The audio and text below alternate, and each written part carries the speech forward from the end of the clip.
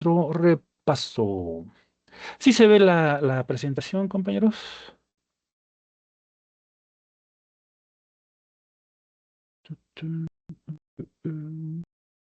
Es un sí, un no. Que ya cambié, ahorita ya no veo las manitas. Alguien confírmeme con su micrófono, por favor. Que como pongo la presentación ya no veo la ventana. O no sé cómo hacer para ver la ventana. ¿Estoy conectado? ¿Se me desconectado? Hola, hola. Lo ves y te ves. Perfecto, muchas gracias. Sí, es que digo, como entro a modo presentación, se me pierde la ventanita en donde puedo ver sus reacciones. Entonces, se me va la onda. Ya estoy lo suficientemente viejo como para no saber lo que hago. Entonces, ayer estuvimos revisando así a ojo de pájaro diferentes vías metabólicas de importancia en el mundo de la biomedicina, el mundo de la bioquímica, y que en un futuro puede que les ayuden a llevar un buen diagnóstico para cuando reciban un paciente con algún problema metabólico. Vimos varias vías metabólicas, pero así a ojo de pájaro.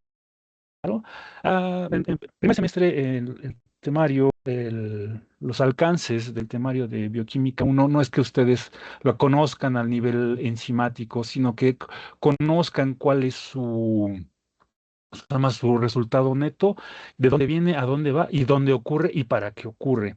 Ese es el propósito de esta unidad. Ayer vimos la glucólisis, que vimos que es de dónde viene de la glucosa a obtener piruvato. El piruvato, pues después va a seguir otra ruta metabólica, ¿no? Que se va a ciclo de Krebs, ¿no? El rendimiento neto de la glucólisis es obtener ATP y NAD reducido. ¿Eh? Existe una glucólisis aeróbica y una glucólisis anaeróbica en la cual se forma lactato. Es importante el conocimiento del lactato porque el lactato también los niveles de lactato tienen una utilidad clínica y diagnóstica. Y pues la glucólisis también participa en la regulación del metabolismo. También les platiqué del catabolismo, de las reacciones que algunos autores consideran como catabólicas, que son las del ciclo de Krebs, pero para ustedes y para mí vamos a decir que el ciclo de Krebs es anfibólico. Anfibólico, acuérdense. ¿Por qué? Porque degrada unas y genera otras, ¿ya vieron? O sea, se rompen unas, pero aparecen unas nuevas. Entonces, es tanto catabólico como anabólico. Entonces, por eso le llamamos anfibólico. ¿Sí? ¿Cuál es el objetivo del ciclo de Krebs? Oxidar el piruvato a acetilcoenzima, entrar al ciclo o sea, al ciclo de Krebs y generar ATP, a veces genera GTP, NAD reducido y FAD reducido. Entonces obtenemos energía rápidamente utilizable en forma de ATP y poder reductor, el cual va a ser utilizado en la fosforilación oxidativa o cadena respiratoria. Este es el punto central del metabolismo energético. Y aquí es una vía anfibólica. También revisamos a ojo de pájaro unas vías metabólicas de producción de energía, como es el de electrones y la fosforilación oxidativa. Algunos le llaman a esta cadena respiratoria.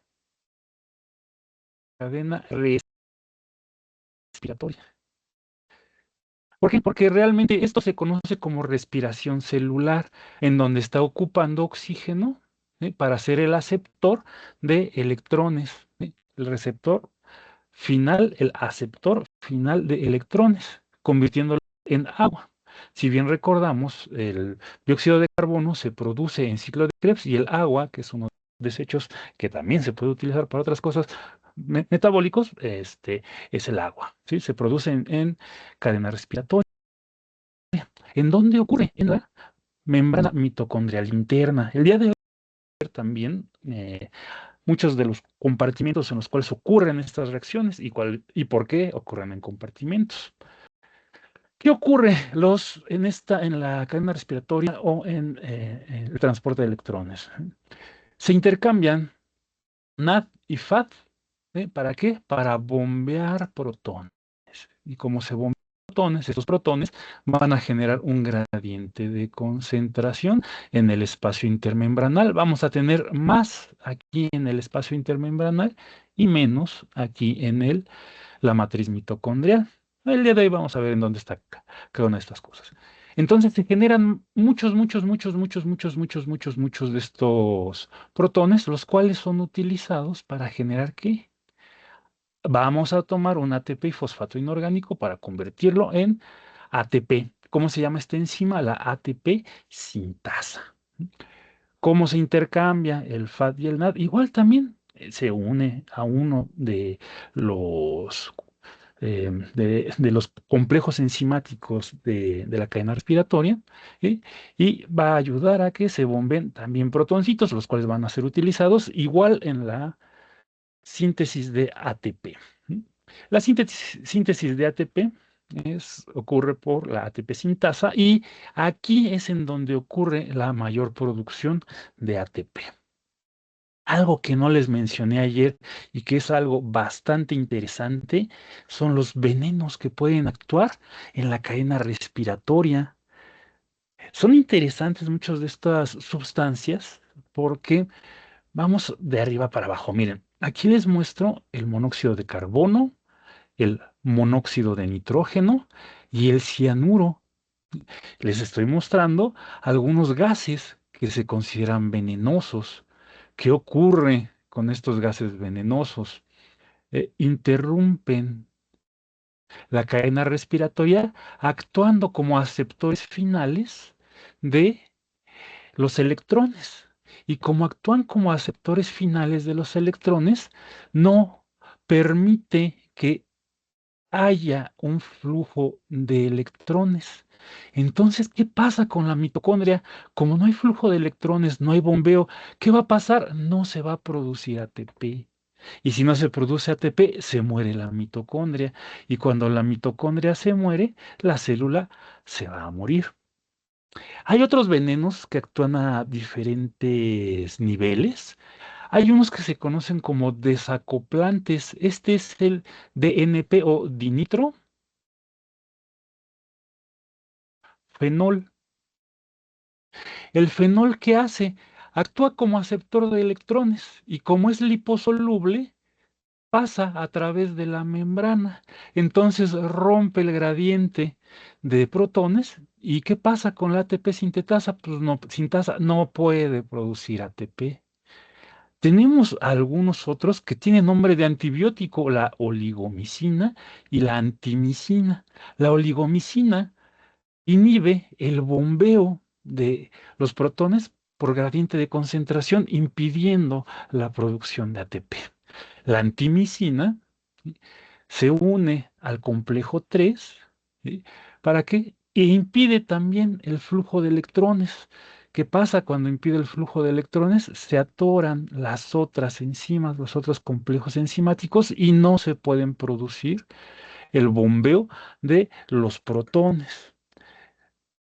Hay otro que es la rotenona, que es rotenona, es un veneno originalmente era un veneno para ratas. Rotenona es un rodenticida, ¿sí?, el cual se une al complejo 1 e impide que haya transporte de electrones, entonces tampoco va a haber síntesis de ATP. Y aquí hay un ejemplo muy curioso, que está el malonato. Suena a ácido málico, a malato, pero este es malonato. De hecho, no solo se parecen de nombre, sino que se parecen en estructura.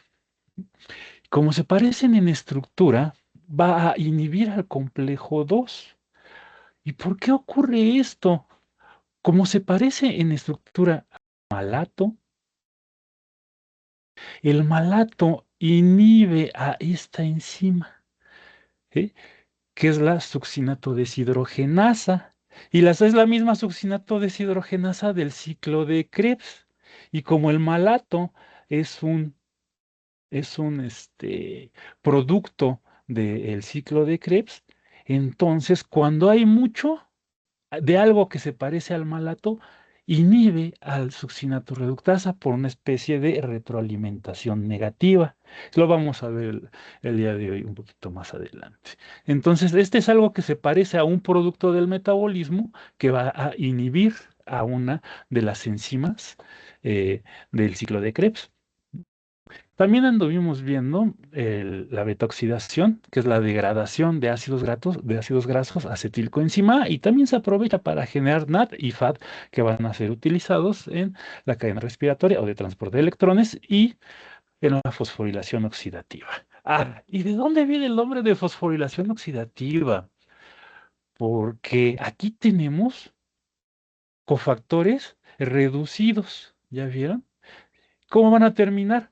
Oxidados. ¿Eh? O sea, se están oxidando NAD y FAD. ¿Y qué estamos obteniendo? Un producto fosforilado, que es por el producto de la fosforilación del ADP a ATP. Por eso se llama fosforilación oxidativa. ¿Por qué? Porque los cofactores que ya obtuvimos de ciclo de Krebs, de la beta-oxidación y de la glucólisis, los vamos a oxidar. ¿Eh? Lo estamos pasando de cuando están reducidos a cuando están oxidados. Y estamos utilizando esa oxidación de estos para utilizar esos electrones que le sacamos para bombear hidrógenos al espacio intermembranoso de la mitocondria. Y estos espacios intermembranosos va a ser para utilizar este gradiente para la fosforilación del ADP y obtener nuestro ATP. Y ya nuestra célula va a estar bien contenta con mucha, mucha energía disponible. ¿Bien? La beta-oxidación que degrada ácidos grasos y también genera NAD y FAD reducido, ¿eh? Es de donde se puede obtener muchísima energía, porque bien recordamos, cada 2 carbonos de esta nos va a dar una acetilcoenzima. O sea, si tenemos un ácido graso de 16 carbonos, vamos a tener, si este fuera 16C, vamos a tener, ¿cuántas acetilcoenzima A? Vamos a tener 8 acetilcoenzimas. ¿Y de dónde vamos a sacar todo eso? Vamos a obtener un montón de energía, ¿ya vieron? Entonces, podemos obtener mucha energía del catabolismo de los ácidos grasos. Respecto al catabolismo de los aminoácidos, es complejo. ¿Sí? ¿Por qué? Porque si bien recordamos, el catabolismo y el metabolismo de los aminoácidos en general está acoplado al ciclo de Krebs, además de que está altamente ramificado. ¿Sí? Lo que debemos de recordar es de que los aminoácidos se pueden interconvertir entre ellos. ¿Sí? Y que una vez que se interconvierten, vamos a tener la gran mayoría de los aminoácidos no esenciales. Y otra reacción que pueden seguir de catabolismo los aminoácidos es la pérdida de su grupo amino. Este grupo amino, tarde o temprano, se va a liberar al líquido intersticial o en la misma citosol, se va a convertir a urea. Ojo, la urea pues es el desecho de las proteínas. También vimos reacciones, rutas, vías metabólicas anabólicas, en donde a partir de glucosa obtenemos glucógeno en un proceso que se conoce como glucogénesis. La glucosa se transforma en sus diferentes intermediarios en esta ruta enzimática, en este camino enzimático, en esta vía enzimática, ¿sí? Y el producto final va a ser glucógeno. Esta está libre y vamos a obtener glucógeno, que es uno de nuestros almacenes, ¿sí? de energía. Existe la glucogenólisis, que esa es una vía catabólica, que es al revés. No son exactamente las mismas enzimas, pero tarde o temprano vamos a obtener glucosa 6-fosfato. En músculo se aprovecha la glucosa 6-fosfato y el hígado habitualmente llega a producir glucosa. ¿Sí? Y esta glucosa, el hígado la va a liberar al torrente sanguíneo y va a llegar a muchos otros tejidos. También otra vía metabólica anabólica que vimos de construcción es la gluconeogénesis, que es la síntesis de glucosa o sus intermediarios, ya tipo glucosa a partir de lactato, aminoácidos y glicerol. Cuando hacemos uso de esta vía metabólica, cuando tenemos un ayuno muy prolongado, entonces muchas de las sustancias que tenemos, como lactato, piruvato, van a ser transformadas en fosfato o en van a liberar a la sangre y en donde lo requerimos, aquí pusimos como ejemplo el músculo, va a hacer glucólisis, va a generar uno de los intermediarios, puede ser lactato, este intermediario se puede ir hacia la sangre y va a ser reciclado otra vez en el hígado. Entonces la gluconeogénesis, ojo, gluconeo significa que se está sintetizando glucosa de nada, de nuevo, o sea, de novo, dicen por ahí los eruditos.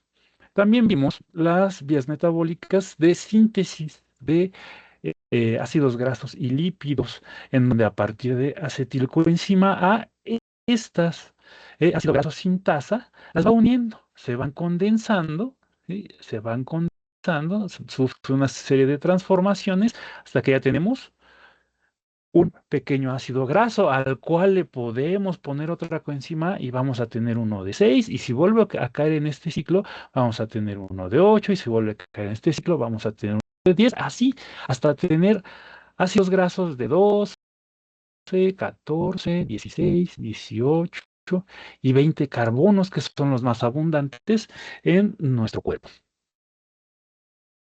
También, ya ustedes ya son expertos, en donde repasamos un poquito, así a ojo de pájaro, la síntesis de proteínas, y ya vimos que las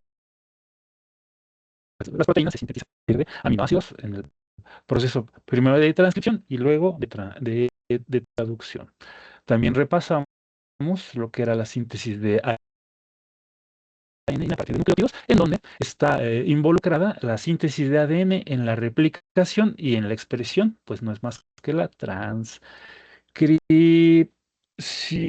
no es más que la transcripción. Revisamos también, repasamos, porque ya hemos estado viendo, ¿no? El sistema ADP-ATP, que las relaciones entre ATP y ADP pueden servir para regular, ¿sí? El ATP, acuérdense, es nuestra energía, ¿sí? Esta energía se obtiene de la hidrólisis, ¿sí? Acuérdense, propiamente dicho, si alguien les pregunta de dónde se obtiene la energía, no se contesta del ATP, se contesta de la hidrólisis del ATP, ¿va? Ok. Y esta energía en donde se utiliza transporte activo, contracción, biosíntesis de otras, además de que esta regeneración es constante a partir de ADP. Siempre que tenemos un ser vivo, constantemente va a estar construyendo, va a estar fosforilando ADP a ATP. Y también ya habíamos visto algunas de las coenzimas principales, ya también es a modo de repaso del repaso, en donde tenemos nuestros principales coenzimas, el NAD, el FAT y la coenzima Q. NAD, FAT, ven que se van obteniendo a partir de la glucólisis, FAT pues, a partir del ciclo de Krebs y la coenzima Q de la fosforilación oxidativa. ¿Sí? Estos cofactores son los principales transportadores de electrones y participan en la cadena respiratoria mitocondrial o transporte de electrones, como le llaman algunos.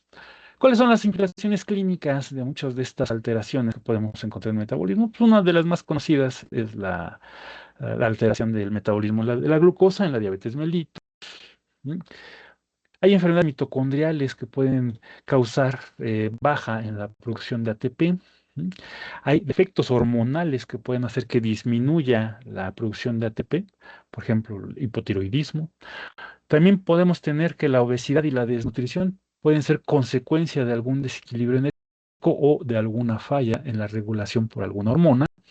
Y también podemos tener que el metabolismo es fundamental para entender la farmacología y la nutrición de las personas.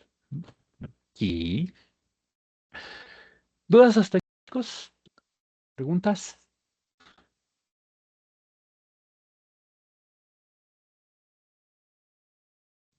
No, profe. Perfecto. Vamos a cerrar esta. Voy a cargar la otra presentación. Descartar y descartamos. Acá y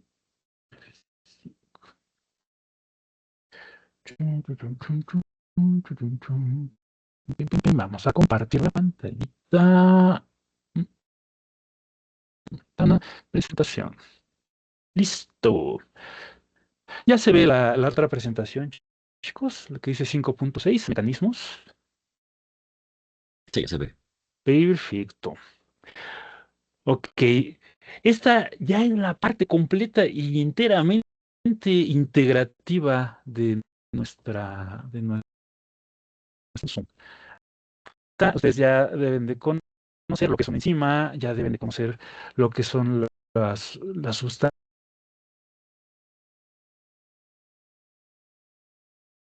Debemos de saber que las enzimas se pueden regular, ¿sí? La regulación enzimática es una parte fundamental en el control del metabolismo. Es el control del metabolismo. Bueno, el metabolismo es dinámico y altamente irregular, ¿sí? Las células deben ser capaces de ajustar la velocidad de las vías metabólicas en respuesta a de los nutrientes y qué energía estamos ocupando. O sea, si necesitamos mucha energía, el metabolismo debe ser capaz de ajustarse para producir mucha energía. Y si estamos en reposo, pues no gasta energía, en pocas palabras. Todo esto responde aquí a señales externas y a señales internas, ¿sí? Los mecanismos de control del metabolismo van a asegurar la producción y consumo de energía, que no se desaproveche mucho. Y vamos a formar biomoléculas que finalmente estén equilibradas. ¿Para qué? Para mantener esto, la homeostasis. Acuérdense, la homeostasis es regulación. Pero la regulación de quién, de una variable fisiológica, pero debe de estar en límites estrechos. Suena como mantener un punto de equilibrio, ¿sí? Muchos de los puristas, fisiólogos, dicen, pero es que el equilibrio no describe bien a lo que es la homeostasis. Muchos de ellos refieren de que no es un equilibrio, porque hablan de manera termodinámica, y cuando hablamos de equilibrio termodinámico, hablamos de que todo está cerrado, abierto, o no hay un flujo. Entonces, los puristas dicen, quedémonos con el concepto de homeostasis. Es la regulación de un parámetro, una concentración, una temperatura, algo fisiológico dentro de límites estrechos. Pero no falta quien pone su balancita.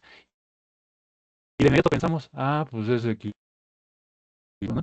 No, la homeostasis no es cuando está en un punto medio, sino la homeostasis es el asa de control que evita que esta balanza hacia un lado o se vaya hacia el otro, ¿sí? Porque cuando se va hacia un lado y hacia el otro y no está en su equilibrio, es homeostático y puede ser peligroso o mortal para un paciente. Simplemente la temperatura, ¿no? La temperatura es algo que se regula por un montón de mecanismos, ¿sí? Dentro de límites estrechos, ¿sí? Acuérdense, homeostasis es la regulación, ¿sí? No es el equilibrio. Homeostasis es la regulación del equilibrio, una variable fisiológica en límites estrechos. Homeostasis, no se queden con la imagen de la balanza, con la imagen de lo que mueve la balanza para que esté equilibrada, para que no se vaya hacia un lado o hacia el otro, ¿vale? Es importantísimo mantener la homeostasis por la regulación metabólica. ¿Cómo se lleva a cabo esta regulación? Hay dos maneras principales en nuestro cuerpo. Una es regulando las enzimas y otra es la liberación o dejar de liberar o regular las hormonas. La regulación metabólica se lleva a cabo del control de la actividad y cantidad de las enzimas, así como de la acción de las hormonas. Entonces, nuestra regulación metabólica va a recaer, por un lado, en las enzimas y por otro, en las hormonas. Y están interrelacionadas, acuérdense, porque una hormona, una enzima puede hacer que se libere una hormona. Si tenemos poquitas enzimas, va a decir, poquita enzima de algo para regular un proceso metabólico, nuestro cuerpo, por regulación y por homeostasis, va a hacer que se secrete una hormona, y cuando se secreta esta hormona va a regular enzimas. Entonces, uno recae sobre del otro. Entonces son interdependientes la regulación enzimática y la regulación hormonal. Okay.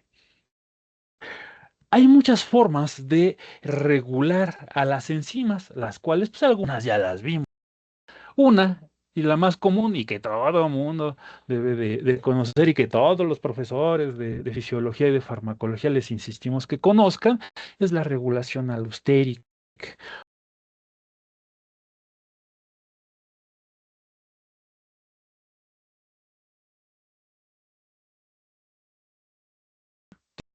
Sustancia que va a hacer que la actividad de esta enzima cambie. ¿Cuál es lo resultante de cambiar la actividad? Que aumente esta actividad o que disminuya la actividad enzimática. ¿Sí? Entonces vamos a tener activadores e inhibidores, o ¿cómo le dicen? Se me olvidó el nombre. Activadores, sí, o inhibidores, sí, precisamente hablando. ¿Sí? Es clave la regulación alostérica. Muchas generalmente son inhibidas en sitios diferentes al sitio activo, que sería por ejemplo. ¿Sí? Y estos sitios que son diferentes al sitio activo se conocen como sitios alostéricos. Otro concepto interesante son los efectores alostéricos, que pueden ser moléculas, sustancias, metabolitos o coenzimas que se unen a estos sitios alostéricos, haciendo un cambio en la enzima, alterando su afinidad por el sustrato o la velocidad catalítica. Los activadores, ¿qué hacen? Aumentan la actividad, y los inhibidores, ¿qué hacen? Pues disminuyen la actividad. Ojo, la ventaja que tiene el cuerpo o las células de inhibir o activar células es de que tiene una respuesta rápida. Esto se conoce como regulación a corto plazo. ¿Por qué es importante esto? Porque puede cambiar rápidamente al cambiar las concentraciones de los intermediarios de las rutas metabólicas, de los que vamos a llamar como metabolitos. Los intermediarios o productos de las rutas metabólicas, que vamos a llamar como metabolitos. Entonces, si se empieza a acumular un metabolito, hay una respuesta muy rápida. ¿Para qué? Para dejar que se produzca ese metabolito, porque puede ser venenoso. Y si es venenoso, pues a nuestro paciente se puede ir a calacas, ¿no? Aquí les estoy ilustrando así de manera esquemática la inhibición alostérica y la activación alostérica. ¿Sí? Aquí tenemos, ¿no?, nuestra enzima. Aquí tenemos su sitio activo y aquí tenemos su sitio alostérico. Cuando se une este inhibidor en su sitio alostérico, va a impedir o va a disminuir su actividad o va a disminuir la velocidad con la que se lleva a cabo esta reacción. Ahora, ¿qué pasa con los activadores? Tenemos un sitio activo alterado que llega, un activador se une a este y va a permitir mayor afinidad a su sustrato, y vamos a obtener a los productos. ¿Qué va a pasar también? Puede que aumente la velocidad con la que se produce el producto, con la que se genera el producto, o la afinidad y velocidad. Es lo que debemos de tomar en cuenta. Entonces, puede regularse una enzima con inhibidores o con activadores. Otro ejemplo de control de la actividad enzimática por regulación o regulación a corto plazo es cuando se le conecta alguna otra molécula o algún otro grupo, por ejemplo, el grupo fosfato, ¿no?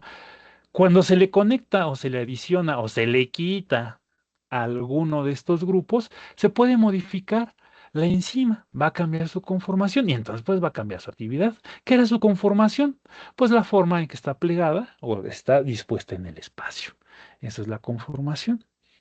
De los más comunes es la fosforilación o la desfosforilación. ¿Quién hace esto? Las sinasas o quinasas, como ustedes quieran decirle, y las fosfatasas. Las sinasas habitualmente añaden grupo fosfato y las fosfatasas pues quitan los grupos fosfatos.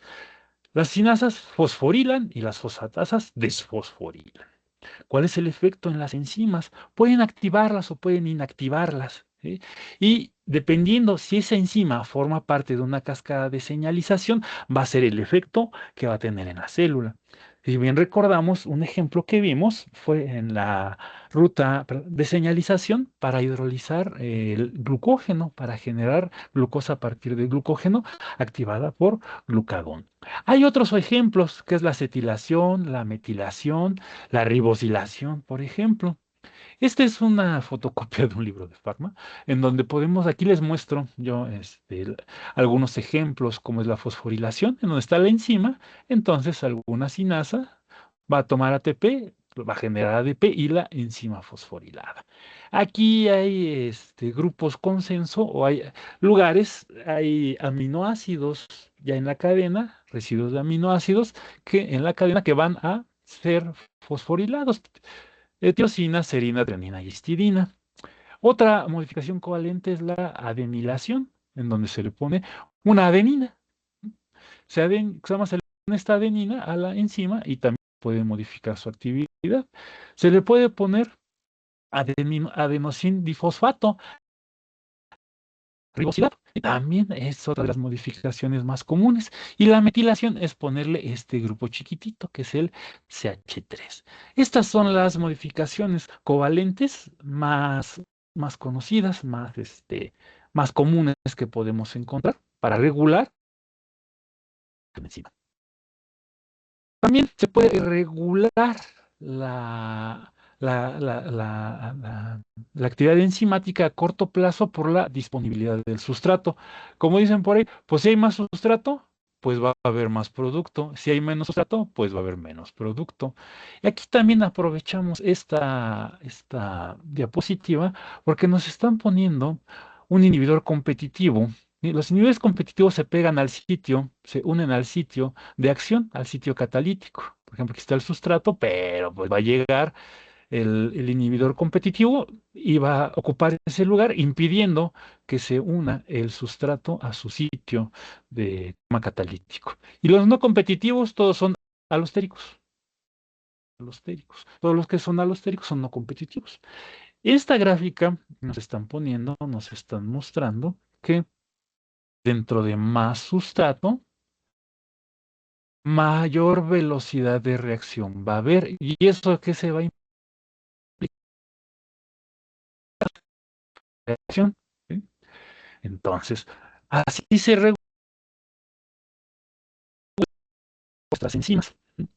¿Qué pasa cuando nuestras enzimas tienen mucho sustrato? Se saturan y entonces, pues no van a producir, por más sustrato que le pongamos, no van a producir el producto, no van a generar el producto. Es como si tuviéramos un concurso de comer pastel y tuviéramos 5 personas, 1, 2, 3, 4, 5 personas en la mesa. En los concursos de comer pastel es de quién come pasteles más rápido. Pero ¿qué pasa cuando estas personas se empiezan a llenar? ¿Sí? Si tenemos 5 pasteles, estas personas se van a comer los 5 pasteles. Pero ¿qué pasa si ponemos 10 pasteles? ¿Sí? Va a tardar un poquito más, ¿no?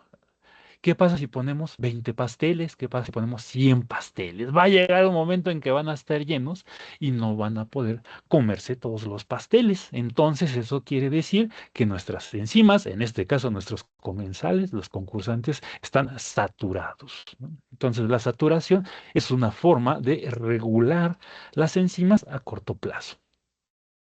También podemos encontrar inhibición de las vías metabólicas por retroalimentación.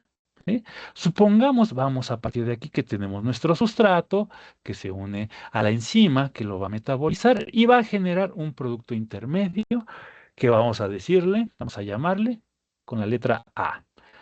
Esta letra A, este sustrato A, va a llegar a la enzima 2 que lo va a transformar en el producto B que va a llegar, lo va a tomar, va a generar un producto final.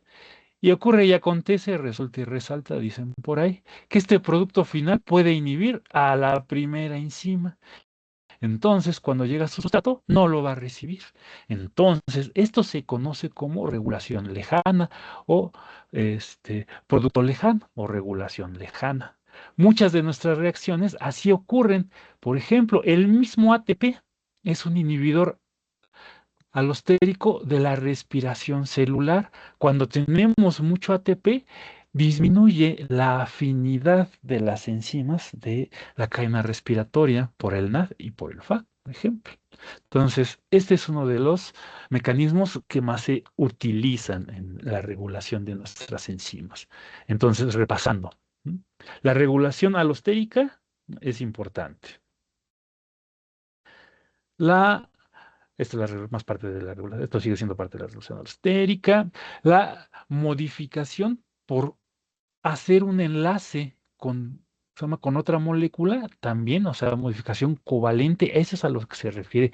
Acuérdense, los enlaces covalentes son enlaces en los que se comparten electrones y son muy, muy difíciles de romper. Son bastante, ¿cómo se llama? Estables estos enlaces covalentes, ¿sí? Acordémonos,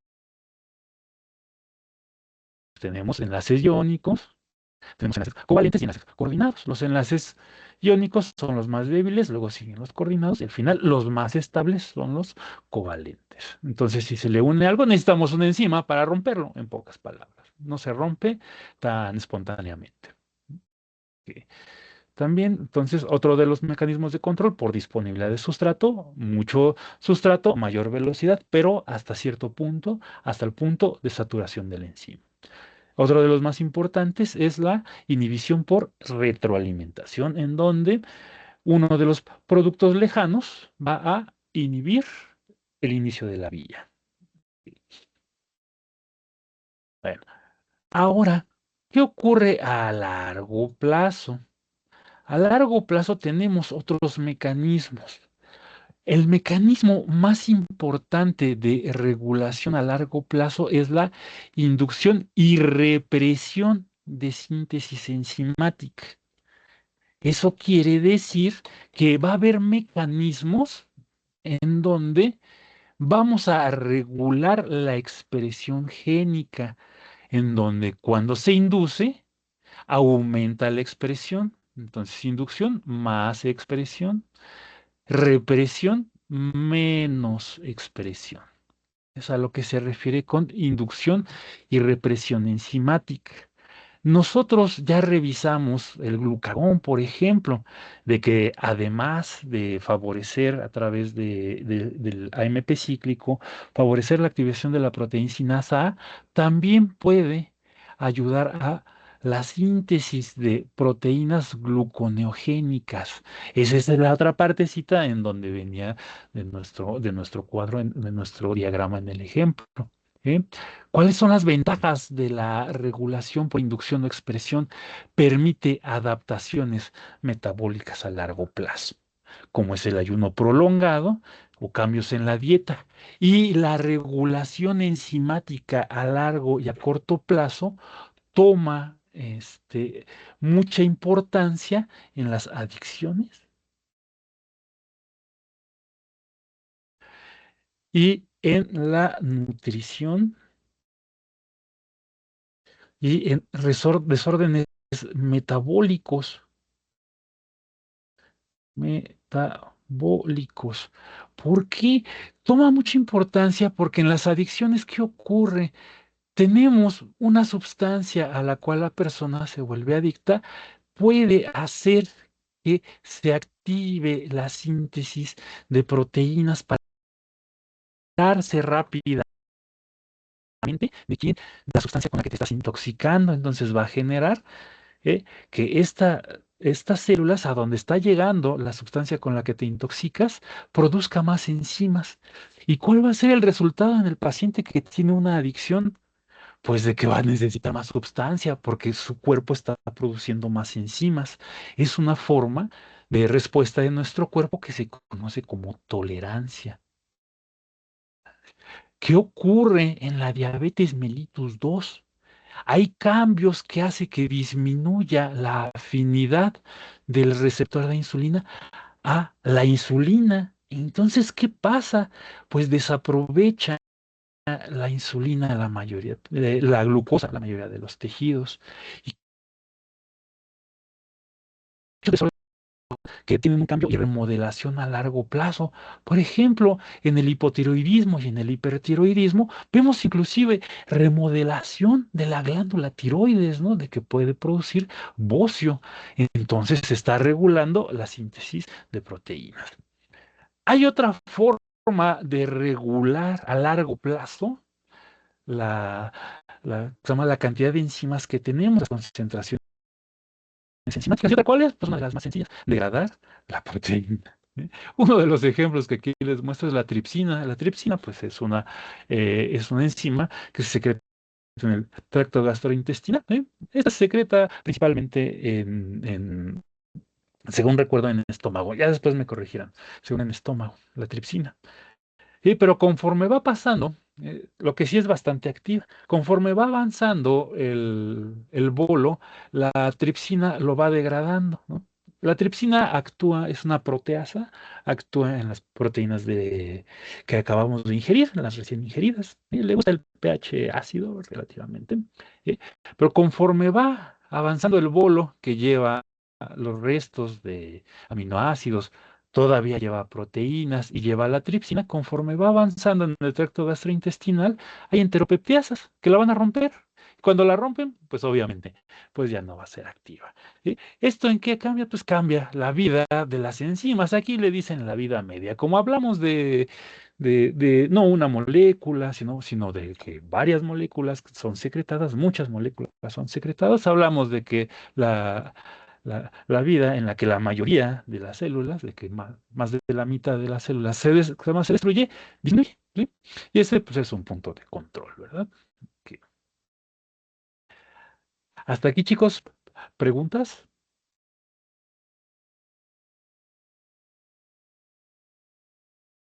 ¿Todo bien? Perfecto. A ver. Entonces, muchas gracias, perfectísimo. Entonces, les platiqué de la regulación enzima. Nosotros también ya hemos estado viendo regulación hormonal. ¿Sí? La regulación hormonal, pues, de las más importantes que podemos encontrar para regular el metabolismo, encontramos aquí a nuestra vieja amiga, la insulina, que ustedes ya saben en dónde fue secretada por las células beta del páncreas. ¿Mm? ¿Cuál es el estímulo para la secreción de insulina? Altos niveles de glucosa en estado postprandial, o sea, después de que se ingiere el alimento.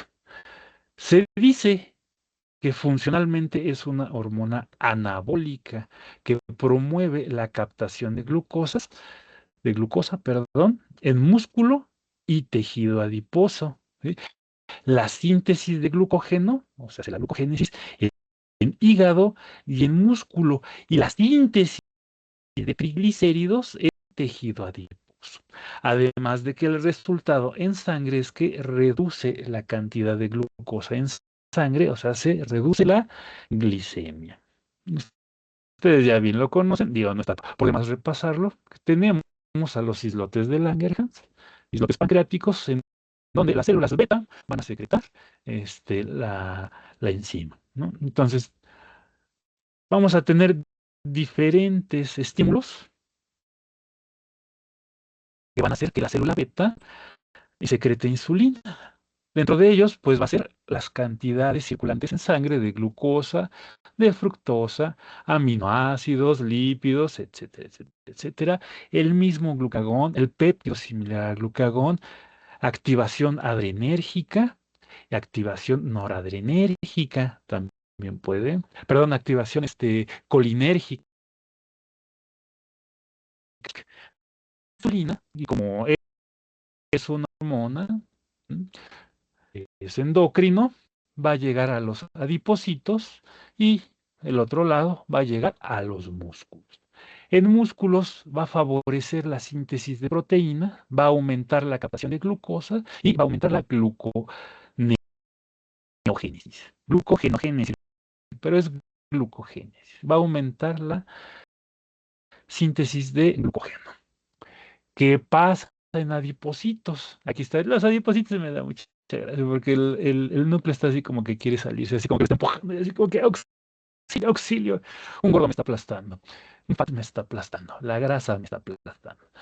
¿Qué aumenta en el adipocito al llegar la insulina? Aumenta la lipogénesis, o sea, la síntesis de ácidos grasos, la síntesis de triglicéridos, la síntesis de colesterol y disminuye la degradación. ¿Sí? ¿Cuál es el efecto final? La captación de energía, en pocas palabras, y el almacenamiento de energía. ¿Sí? Acuérdense, y súper importante, ¿qué efecto tiene la insulina en músculo? Síntesis de glucógeno, glucogénesis.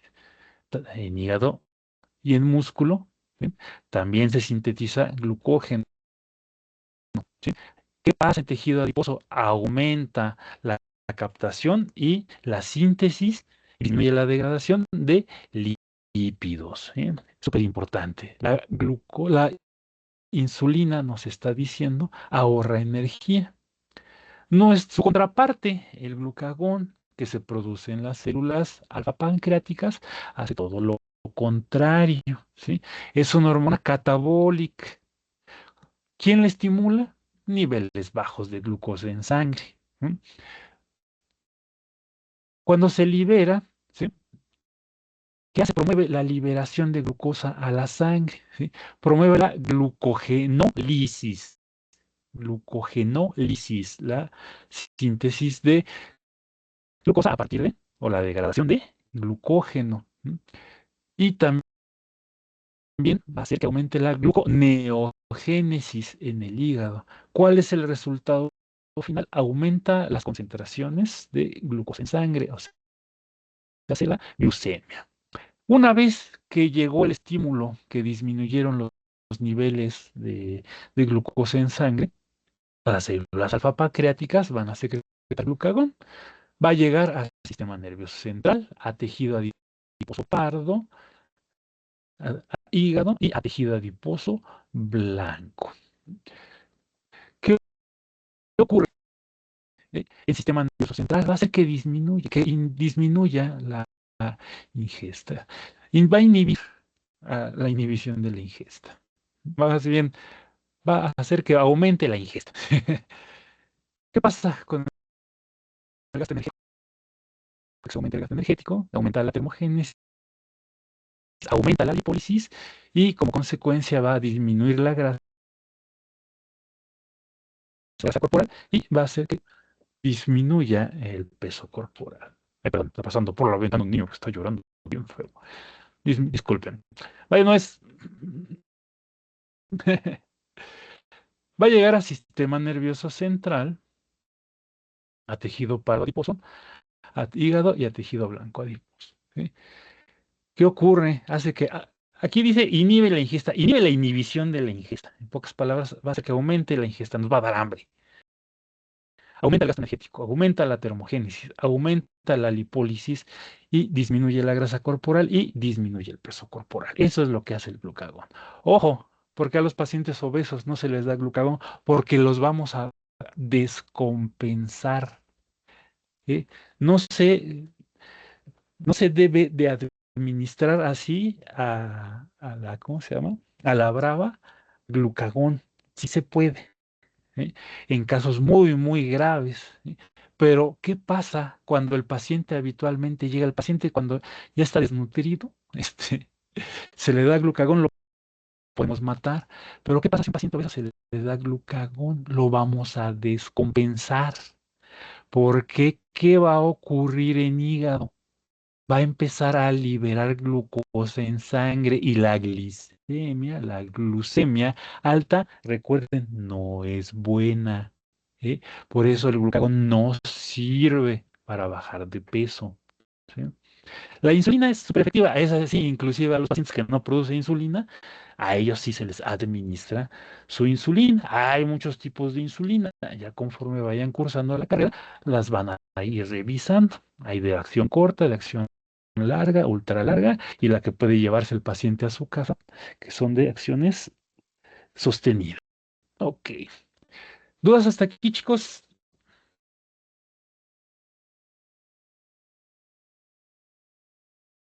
No, profesor.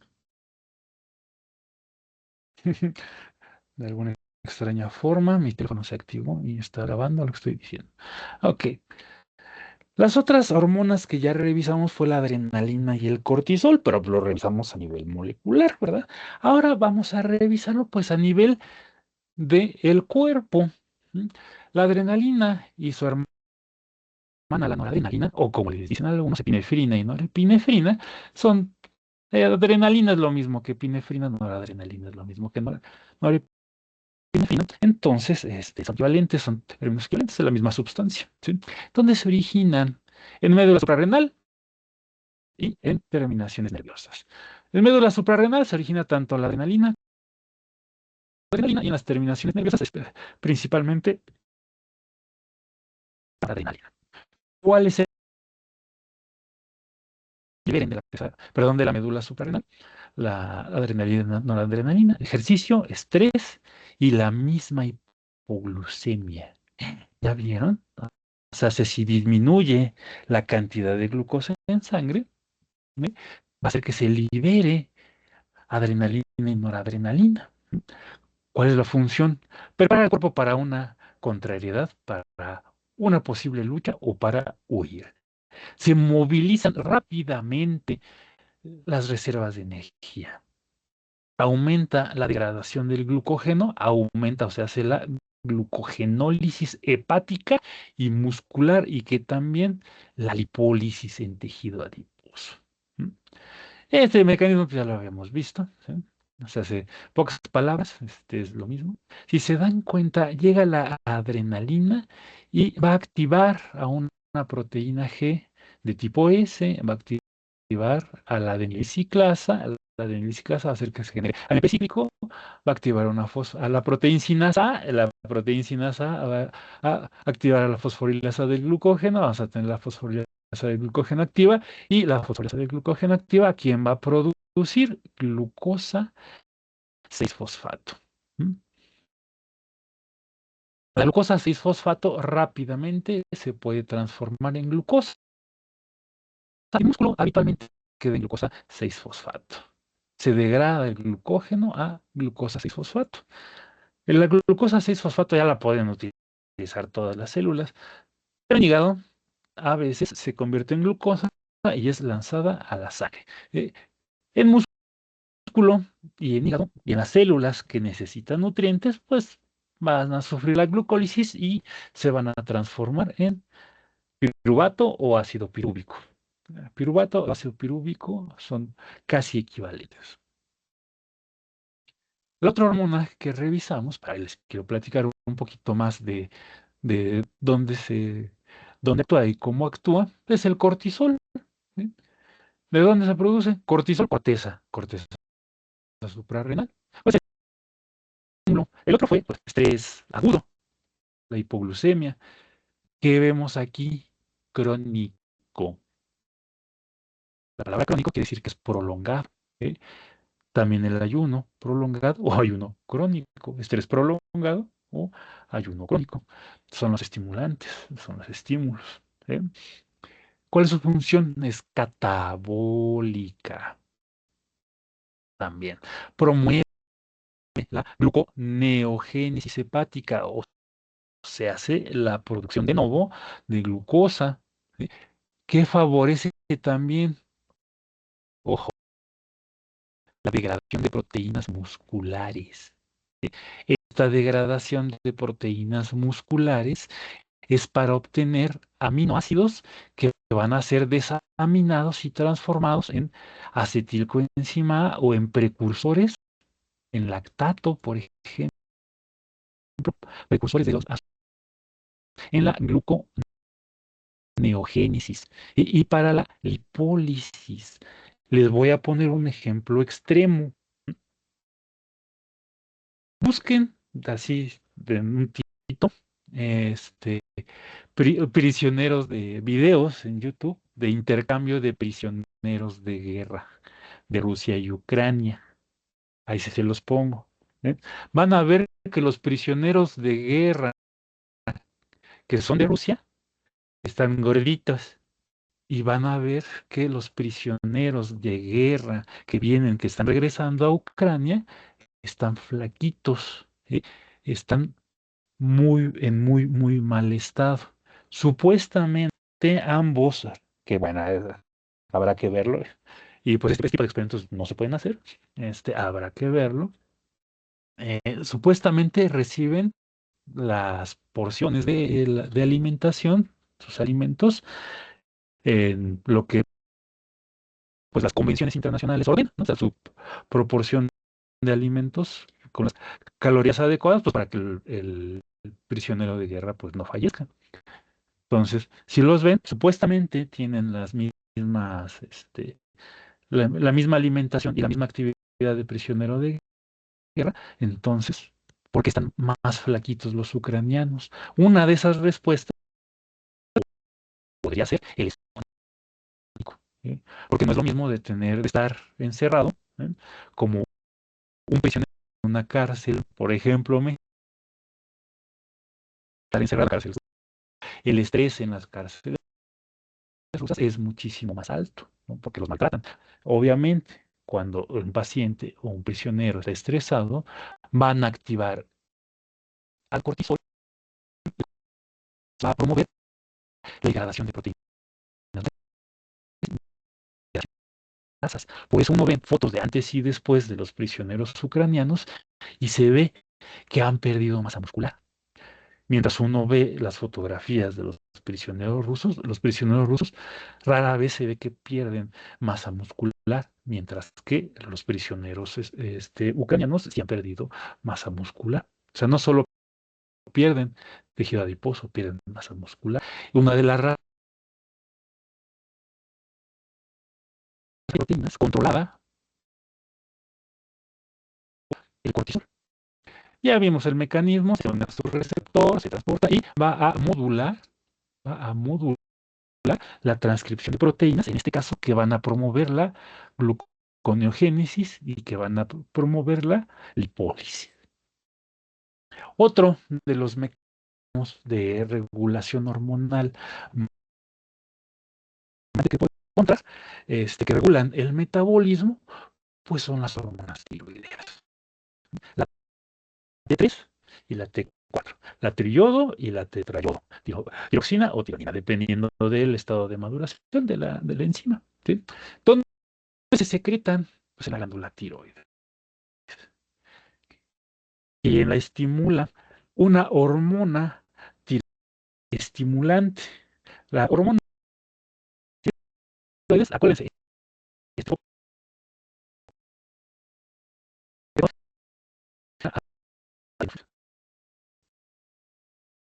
la hipófisis tiene inervación, ¿sí? Que esa inervación viene de diversos lugares de nuestro cuerpo. Muchas de esas inervaciones vienen de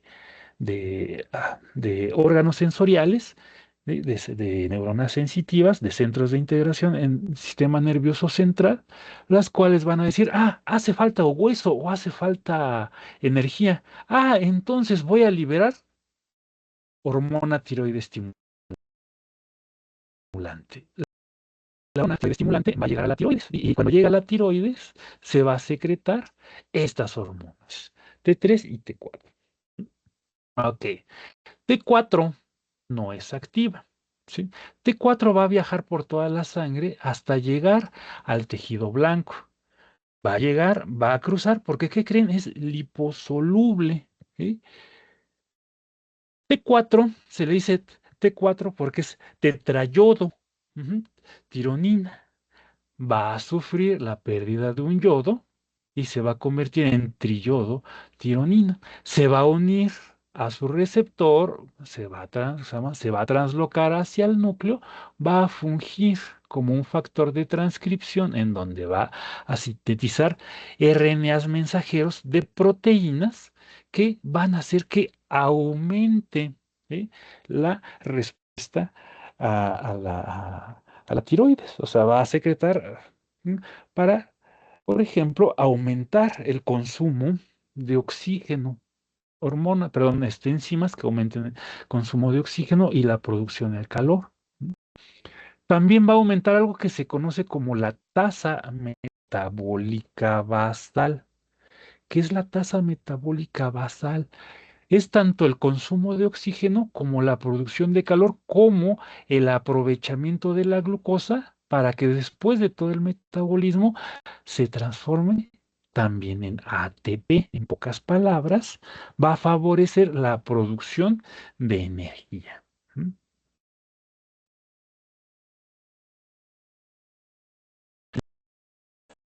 Catabolismo de carbohidratos va a aumentar el catabolismo de lípidos y va a aumentar el catabolismo de proteínas también.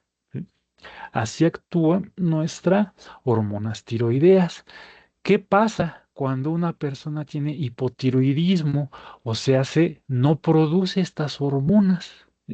¿Qué ocurre? Entonces va a disminuir su tasa metabólica, va a disminuir su consumo de oxígeno, va a disminuir su calor, su temperatura corporal, e inclusive va a disminuir su consumo de carbohidratos, va a disminuir el consumo el metabolismo de lípidos y va a las. ¿Qué pasa con el hipertiroidismo? El hipo es cuando no se secretan, pero también tenemos su contraparte, que es el hipertiroidismo. Pues nuestro paciente puede llegar a tener una tasa metabólica muy alta, donde va a consumir mucho oxígeno y puede llegar a tener hipertermia. Hipertermia. Hay una enfermedad que se conoce como hipertermia maligna, donde no se conoce la alta producción, pero ya se vio que no es la alta producción, sino que simplemente es por alguna falla. Son de esas enfermedades hasta donde yo había leído idiopático, hasta donde yo sabía que no se conocía su origen. Entonces, ¿qué pasa cuando una persona tiene hipertiroidismo? Consume muy rápido carbohidratos, consume muy rápido sus lípidos y consume muy rápido sus proteínas. Entonces, siempre va a tener hipoglucemia, va a ser una persona con poco tejido adiposo y le va a costar mucho trabajo ganar masa muscular. Perfecto. ¿Hasta aquí preguntas, chicos?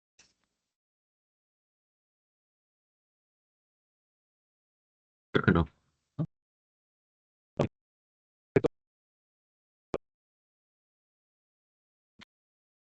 Más de por vía hormonal son con hormonas las que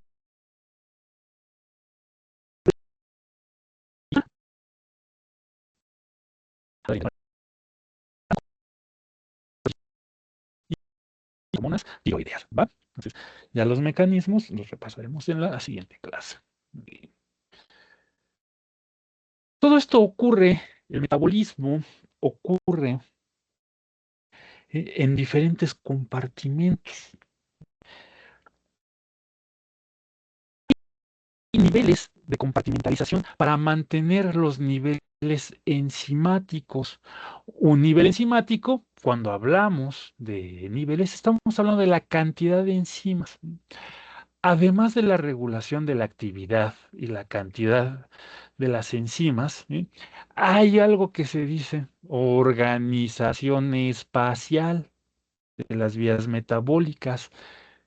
¿A qué se refiere a la organización espacial de las vías metabólicas? De que en los diferentes compartimentos, diferentes mecanismos de control, es importante para que salga de un lado. El calcio no se vaya de un lado para otro, por ejemplo, ¿sí? De que lo que estamos secretando realmente se secrete y no se quede en la célula. ¿Eh? Para eso debemos de recordar las partes de la célula. ¿Sí? Aquí les estoy mostrando el núcleo. ¿Ya lo ven? Aquí ponen cromatina, ADN más proteínas, pues es el núcleo. Adentro del núcleo encontramos al ADN con las proteínas, formando la cromatina. Encontramos los nucleolos, encontramos, aquí le pusieron envoltura o membrana nuclear. Vemos estos puntitos así rojitos, les pusieron ribosomas.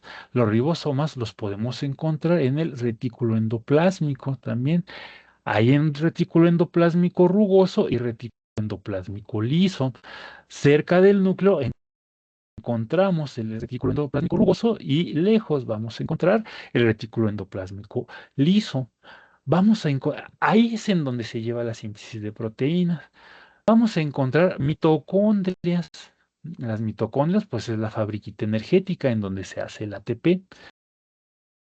El aparato de Golgi es en donde se almacenan las proteínas para después ser secretadas.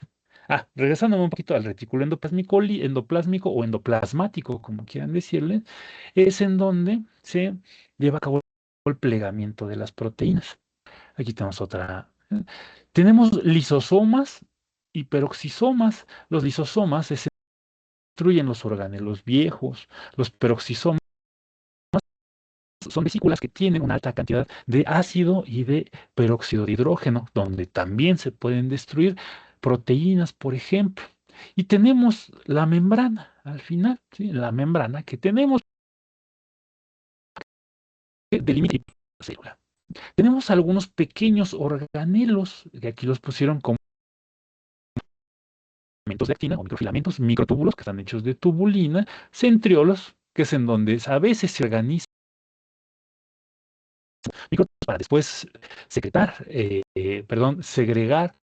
nuestros cromosomas al momento de la replicación, y filamentos intermedios que forman parte también del citoesqueleto. Es lo que le da forma tanto filamentos intermedios de actina como microtúbulos como filamentos intermedios de bimentina, también le dan estabilidad a nuestra célula. Entonces, repasando, tenemos compartimentos muy importantes como es el núcleo, como eso es el retículo endoplasmático liso, el retículo endoplasmático rugoso y la mitocondria.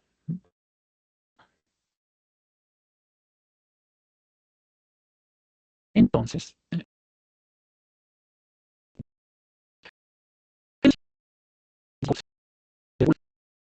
vimos que es una forma de regularlo a largo plazo.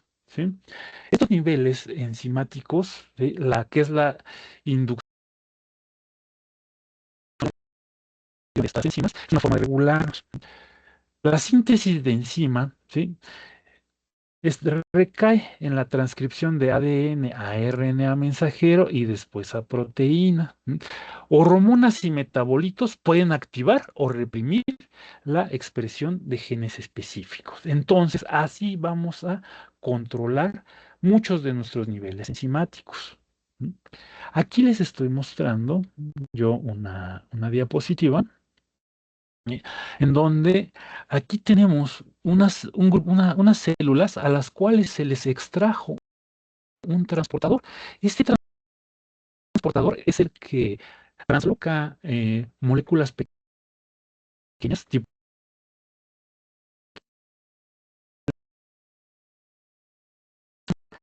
células que lo tienen desregulado este transportador. Entonces, cuando tenemos nuestro células con este transportador en un medio suplementado, o sea, se tiene glucosa y todos los factores que necesita para el crecimiento, lo expresa de manera normal. Pero se ha visto que cuando se les quita de manera a estas células, es un tumor óseo, cuando se les quita estos medios de su medio de cultivo, se les quita la glucosa y se les quita el suero fetal, disminuye su expresión, ¿ya vieron? Pero ¿qué pasa cuando le ponemos esta molécula?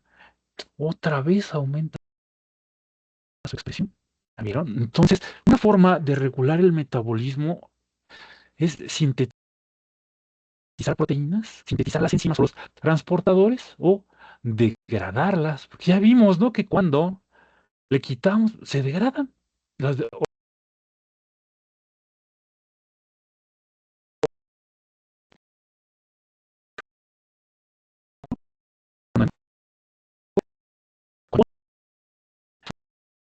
energía a estas células cancerosas. Entonces, los niveles de regulación de enzima son súper importantes para el metabolismo. Es lo que quiero que se queden de esta diapositiva. Seguimos con la regulación del metabolismo a nivel celular, ahora por compartimentación celular. ¿Cuál es el propósito de que tengamos diferentes organelos o orgánulos celulares? Es para aumentar la regulación y la eficiencia del metabolismo. ¿Eh? Cuando tenemos compartimentalizados o compartimentado la célula, se evita gasto energético en ciclos inútiles, porque imagínense, ¿no?, que tuviéramos, en vez de tener nuestro ciclo de Krebs en la mitocondria, se saliera, por ejemplo, el alfa-cetoglutarato y no pudiera seguir el ciclo de Krebs. Entonces, la compartimentación sirve para separar vías opuestas, por ejemplo, la síntesis o la degradación de una molécula. Se evita que operen simultáneamente y que se disipe en forma de calor. Otro de los ejemplos es la síntesis de ácidos grasos en el citosol, porque mientras ocurre la beta oxidación en la mitocondria, también ocurre la síntesis en el citosol. Entonces tenemos compartimentos, ¿para qué? Para evitar fugas y ciclos inútiles. Crear ambientes específicos. Generar un microambiente específico óptimo en reacciones metabólicas es súper importante. Lo mismo ocurre en la mitocondria, porque en la mitocondria se genera un gradiente de potencial de hidrogeniones, ¿sí? Porque tenemos la matriz mitocondrial, tenemos el espacio intermembranoso, y el espacio intermembranoso es más ácido que la matriz y que el exterior. ¿Y por qué ocurre eso? Porque se aprovecha para crear un ambiente específico para que funcione ¿quién es?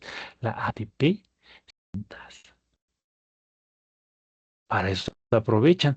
Se crean ambientes específicos para las reacciones que en este ambiente se va a albergar. Estos ambientes van a depender de la concentración de pH, la concentración de iones o de cofactores. Otro de los ejemplos que podemos ver para crear ambientes específicos es el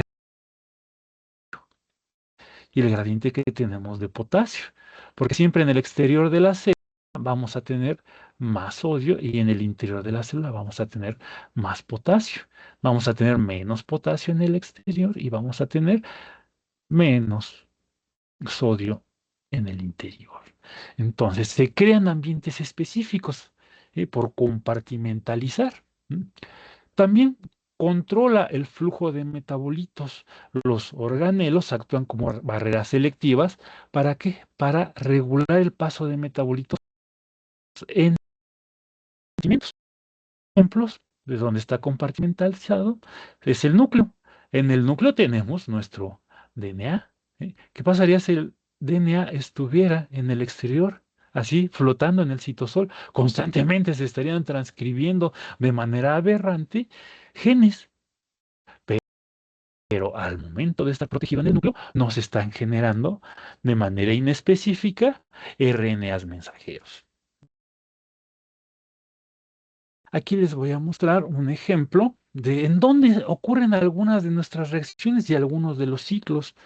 Por ejemplo, la glucólisis ocurre en el citoplasma. Se transforma la glucosa en piruvato, se obtiene energía y el piruvato es transformado, perdón, es transportado hacia la matriz, hacia el interior mitocondrial, en donde el piruvato va a ser transformado en acetilcoenzima A y el acetilcoenzima A va a ser llevado al ciclo de Krebs también en la matriz mitocondrial, en donde se va a generar energía GTP, GDP o GTP, ATP y los factores de reducción, los factores reducidos.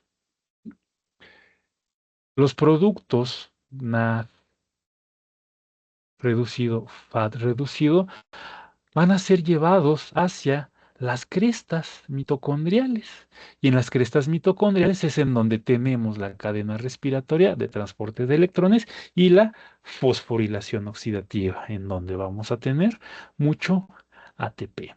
Este es uno de los ejemplos de compartimentalización, porque de por sí ya la mitocondria es otro compartimento dentro de la célula. Existe la teoría de que las mitocondrias es la asociación de una bacteria con una célula, porque la mitocondria parece una bacteria. Inclusive tiene su propio ADN, la bacteria tiene su ADN mitocondrial.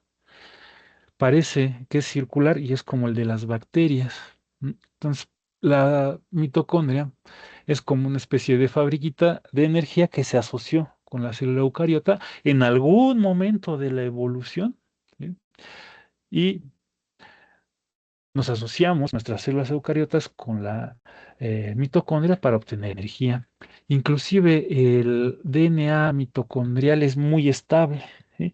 Y el DNA mitocondrial siempre, siempre, siempre, siempre y siempre, siempre, siempre va a venir del lado materno. Entonces podemos saber quién es la mamá de quién es hijo de qué mamá, por el DNA mitocondrial. Se dice que hay una teoría, ¿no?, de que este DNA mitocondrial viene de la Eva primordial, o sea, de un primate que le llamamos Eva, y ese primate nos ha heredado, ¿no?, mucho de su material mitocondrial a la mayoría de la especie humana. Entonces, como de cierta forma somos primos entre nosotros, ¿no?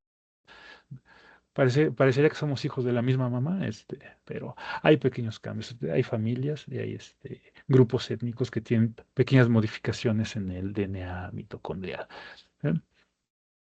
Aquí les estoy mostrando también más de lo mismo, en donde en el citosol vamos a encontrar, aquí además de la glucólisis, vamos a encontrar una vía de pentosas fosfato,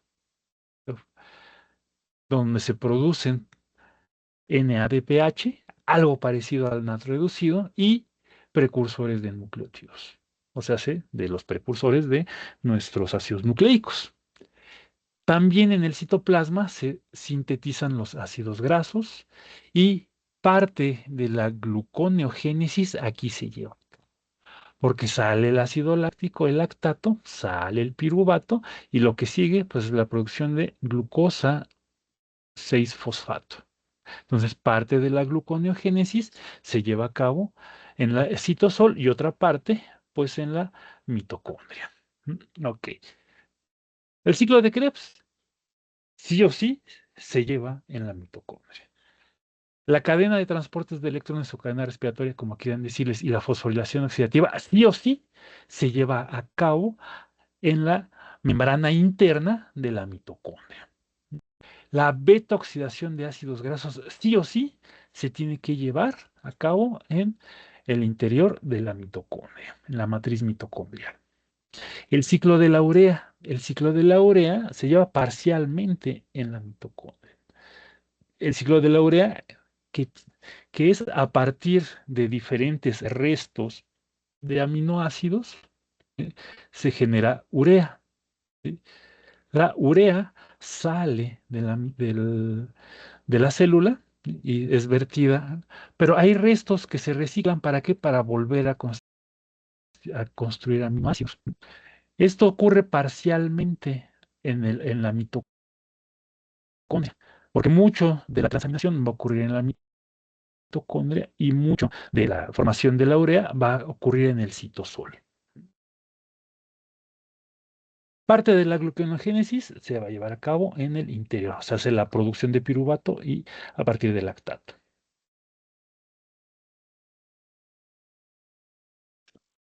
¿Qué ocurre en el retículo endoplasmático? En el retículo endoplasmático vamos a producir triglicéridos específicamente, vamos a producir fosfolípidos y vamos a producir colesterol. También que se produce síntesis y plegamiento de proteínas de membrana y de lo que se va a secretar a través de Golgi. Aquí les estoy mostrando esto que parece una especie de laberinto, pero también está interconectado. Tenemos nuestro núcleo, que es en donde está nuestro material genético. Tenemos poros nucleares que es en donde va a salir nuestro RNA mensajero, nuestro ARN mensajero, y ven todos estos tachitos, todas estas bolitas, son los ribosomas. En los ribosomas se van a sintetizar las proteínas y las proteínas van a seguir su caminito hasta el retículo endoplasmático liso y ahí se van a plegar. Ahí van a sufrir sus modificaciones post-traduccionales. También en retículo endoplasmático, como quieren, endoplásmico o endoplasmático, algunos autores se refieren así de manera indistinta, endoplásmico o endoplasmático.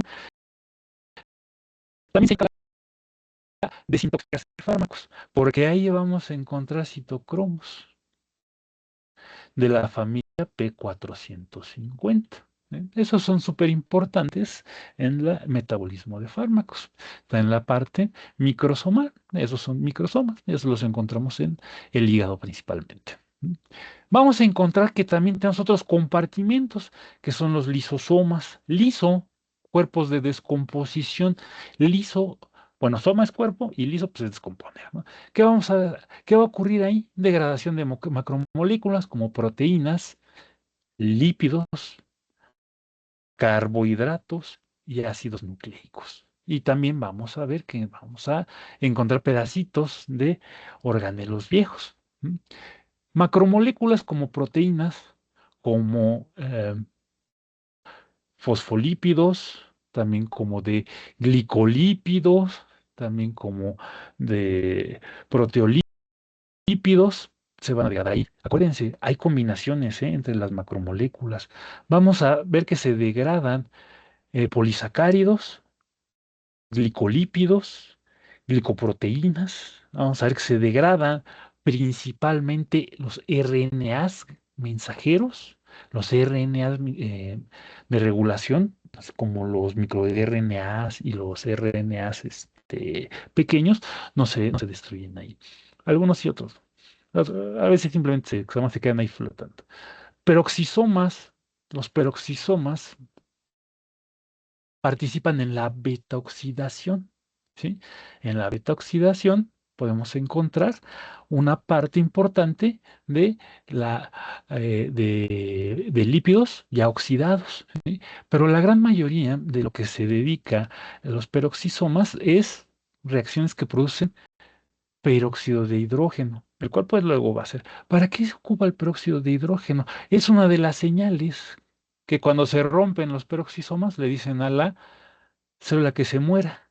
Además de que los peroxisomas es el lugar donde se almacenan las especies reactivas de oxígeno, Rosen Reactive Oxygen Species, o en español, especies reactivas de oxígeno, ERO, de, de plural.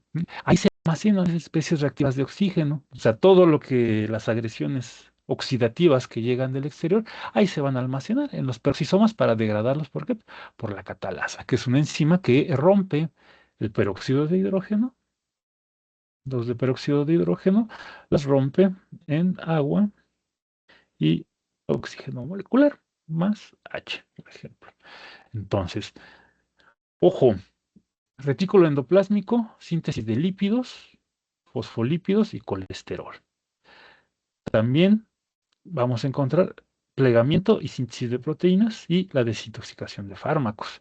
En los lisosomas vamos a encontrar degradación de macromoléculas. Los peroxisomas, algunos de los pasos de la beta-oxidación, cuando se requieren que se oxiden algunos de los ácidos grasos, ahí los vamos a encontrar en lisosomas y también vamos a ver en los peroxisomas que se almacena nuestro especies reactivas de oxígeno, tanto los mismos que se producen por el metabolismo como las agresiones que por radicales, especies reactivas de oxígeno que vienen del exterior, que habitualmente también son radicales libres. ¿Cuáles son algunas de las implicaciones clínicas de los desórdenes de la regulación? La diabetes mellitus, porque se desregula el metabolismo de la glucosa. La obesidad y el síndrome metabólico, porque hay un exceso de almacenamiento de energía y puede en el síndrome metabólico haya resistencia a la insulina, lo que les comentaba, de que el receptor de insulina se vuelve insensible, regulación a la baja.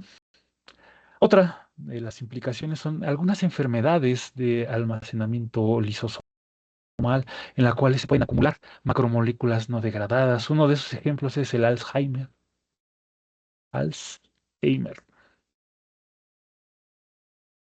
En donde se empieza a acumular una proteína que se conoce como tau, que forma placas que se conocen como beta amiloides, ¿sí? Entonces es una de las consecuencias que puede tener la falta de degradación lisosomal. También algunas enfermedades metabólicas como es la fenilcetonuria o la glucogenosis, en donde la fenilcetonuria es la falta de producción de fenilalanina, y la glucogenosis, les debo la glucogenosis. Mañana, el lunes les platico que es la glucogenosis. También podemos tener como implicación la desnutrición, en los cuales vamos a tener pues la falta de nutrientes esenciales, y vamos a tener que, va a pasar con la producción de energía, pues va a disminuir. ¿Y qué pasa con el aprovechamiento de la materia?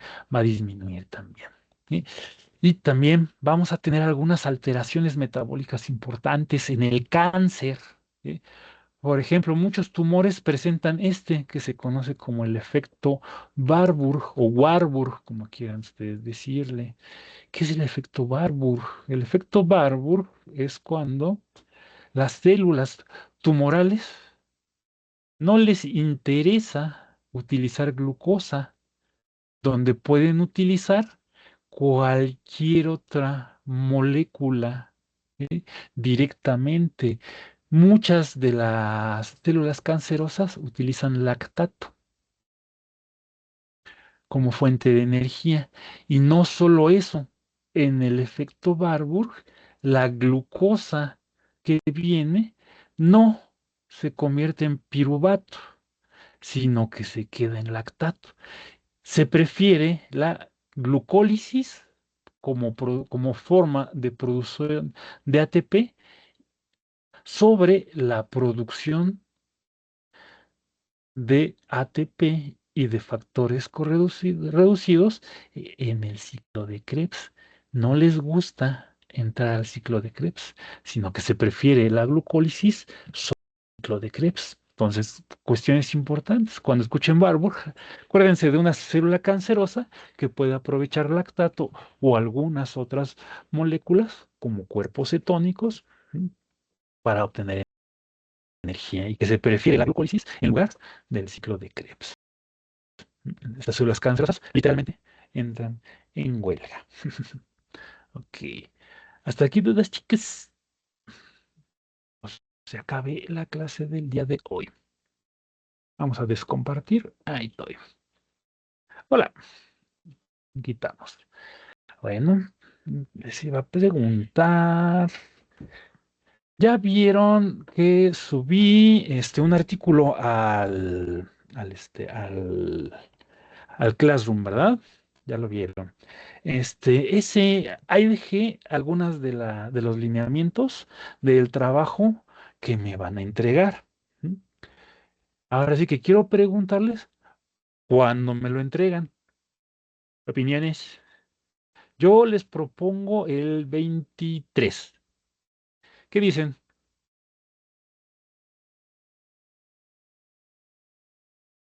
Voy a dejar de grabar, chicos.